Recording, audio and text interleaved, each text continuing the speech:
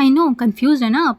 Accounting है क्या, what is accounting, उसकी बेसिक्स, उसकी फंडामेंटल्स कैसे समझें, कैसे एग्जाम्पल्स को माइंड में बिठाएं। अगर आप भी कॉमर्स फील्ड में एक न्यू स्टूडेंट हैं तो कोई बात नहीं, रिलैक्स रहें। और आई नो ये डिफ़िकल्ट हो रहा है ना आपके लिए समझना। एक वक्त था जब मुझे भी ये अकाउंटिंग और उसका कॉन्सेप्ट क्या है और उसको उसकी डेफिनेशन याद करना बड़ी मुश्किल होती थी। तो हम यहाँ पर आपको बताएंगे आज कि अकाउंटिंग का कॉन्सेप्ट ओवरऑल बहुत ही ईजी वे में, और साथ साथ मैं आपसे वो एग्जाम्पल्स शेयर करने वाली हूँ जिससे आप अपनी लाइफ से रिलेट कर सकते हैं। चाहे आप एक स्टूडेंट हैं, चाहे आप बिजनेस ओनर हैं और सैलरीड पर्सन हैं, या फिर आप एक हाउस वाइफ हैं।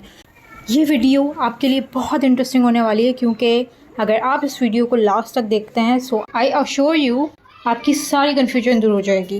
तो बिना वक्त ज़ाया किए वीडियो को स्टार्ट करते हैं। So let's go.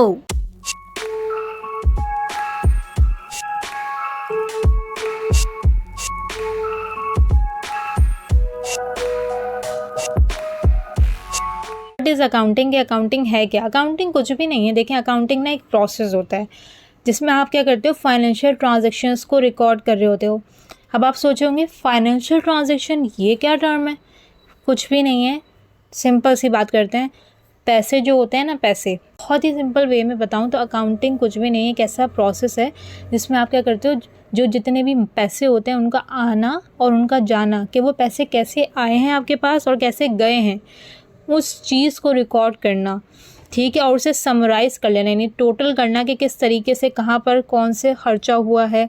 ठीक है, कहाँ से पैसे आए हैं और कहाँ पे खर्च हुए हैं, साथ साथ इसको रिकॉर्ड करना और फिर उसे रिपोर्ट करते जाना।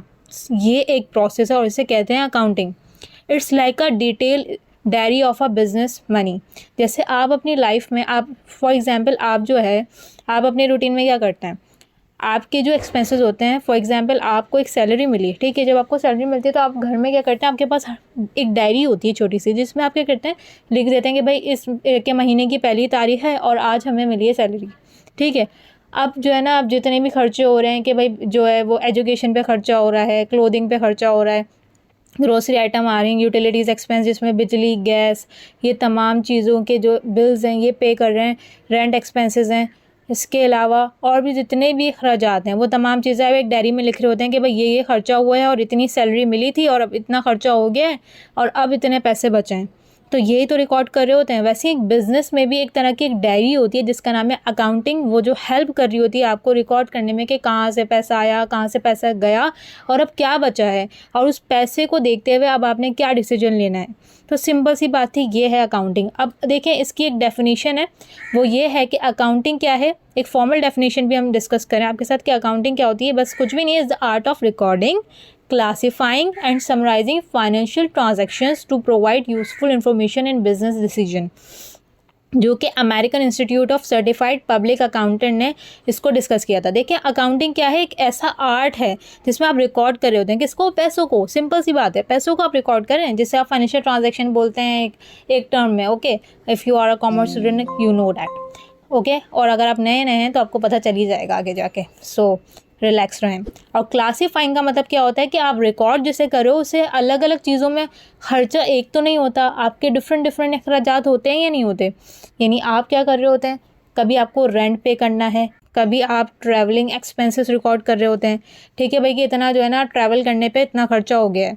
ठीक है, और साथ साथ जो है ना पूरे मंथ में जो ग्रोसरी हमने ली है वो इसका खर्चा ये आया है। तो अलग अलग जो एक्सपेंसेस होते हैं ना वो आप क्लासीफाई कर रहे होते हो कि भाई इसमें मुझे इतना खर्चा हो गया और इस वाले में मुझे इतना खर्चा हो गया, बिजली का बिल मैंने इतना दिया है, गैस का बिल मैंने इतना दिया है।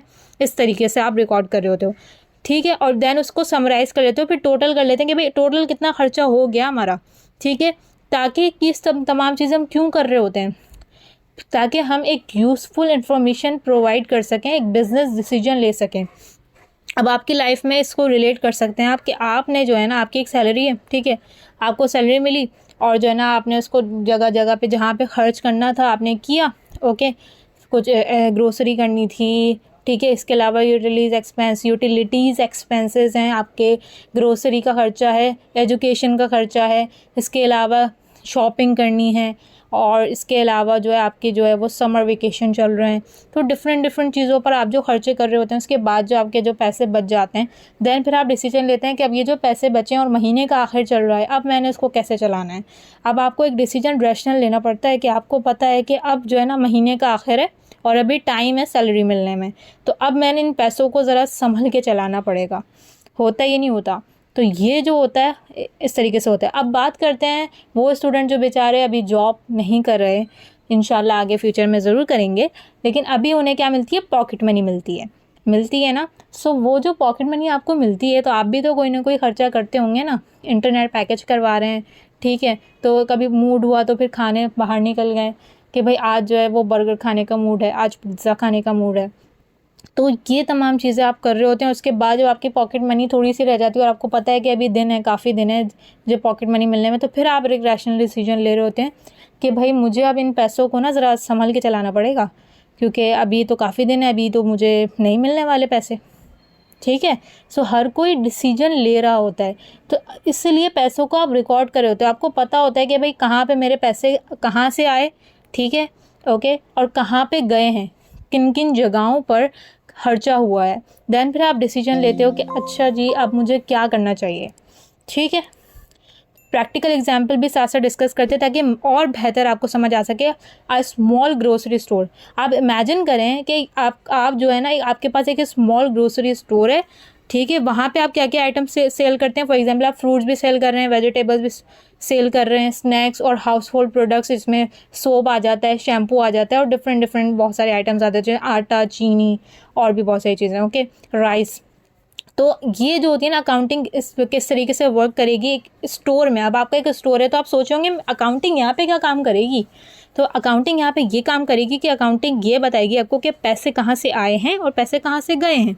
अब यू मेक मनी। अब आप देखें, आप ग्रोसरी स्टोर में जब आप वेजिटेबल सेल कर रहे हैं, फ्रूट सेल कर रहे हैं, स्नैक्स आइटम्स जिसमें मैक्रोनी और भी पास्ता और इस तरह के आइटम्स आप सेल कर रहे हैं, ठीक है, और उसके अलावा आप बहुत सारी चीज़ें जैसे कि आटा, चीनी, घी और इस तरह की चीज़ें आप जब सेल कर रहे होते हैं, तो फिर वो जो आप सेल करेंगे उससे जो आपको पैसे आएंगे वो आप रिकॉर्ड कर रहे होते हैं। जब कस्टमर आपसे बाय करेंगे ग्रोसरी आइटम्स, तब आपके पास पैसे आएंगे, ओके। और मनी आउट, आपके स्टोर से पैसे किस तरीके से जा सकते हैं, ऑब्वियस सी बात है, जब खर्चा करते हैं, आप स्पेंड करते हैं ना अपनी मनी।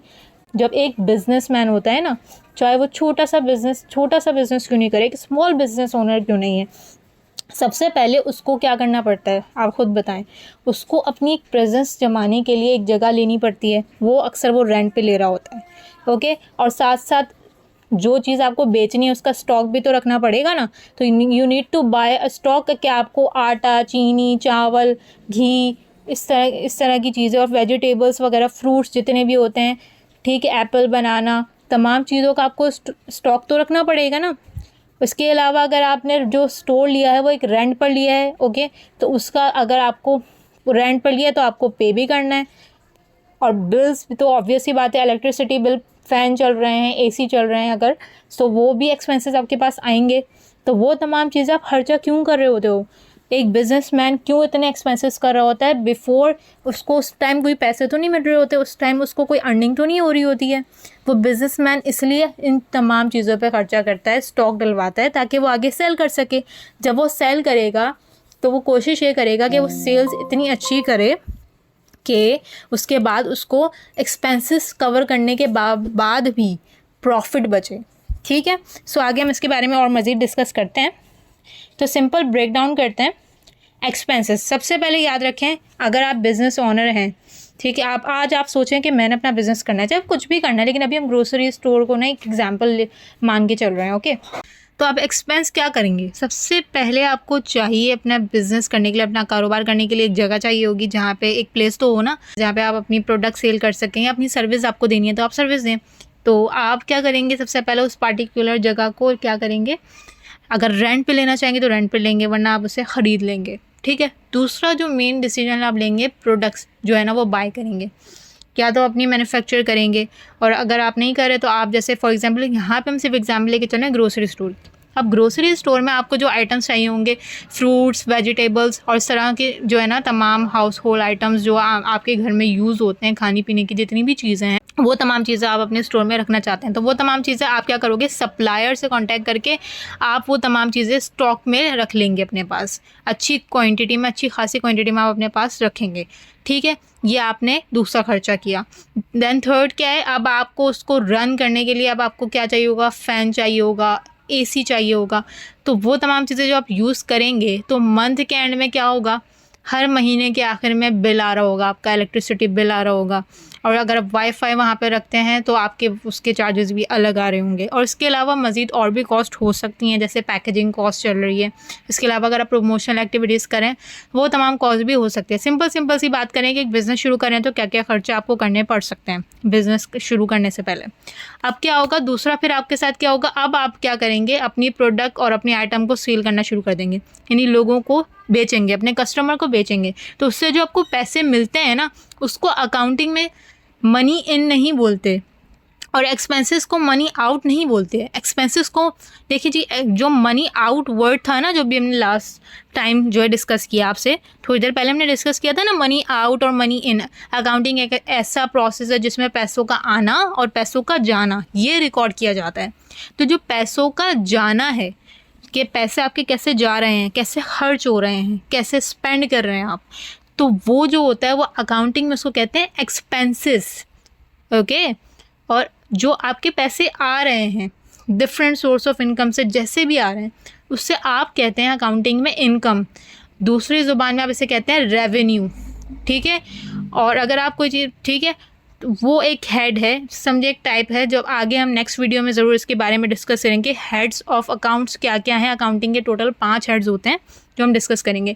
तो उससे आप कहते हैं इनकम, जब आपके पास पैसे आते हैं। तो वो जो इनकम, जो आप प्रोडक्ट सेल करते हैं तो उसे आप सेल्स कहते हैं।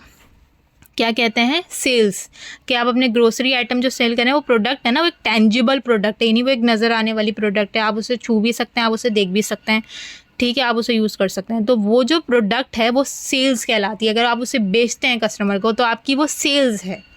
ठीक है, तो पैसों का आना यहाँ पे क्या समझा जाएगा, सेल्स समझा जाएगा, यानी आपकी इनकम, यानी सेल्स। यानी सेल्स का मतलब यही है ना कि जो पैसे आ रहे हैं वो आपके लिए आमदनी है या नहीं, ये सोर्स ऑफ इनकम हुई या नहीं हुई, समझ आया। या दूसरा, ये मनी इन का मतलब क्या होता है, आपका सेल्स। नेक्स्ट क्या होता है, प्रॉफिट। जब आप अपनी सेल्स करते हैं, फॉर एग्ज़ाम्पल आपने सेल्स की है पूरे मंथ में, पहला महीना है आपका, नया बिज़नेस है, ठीक है।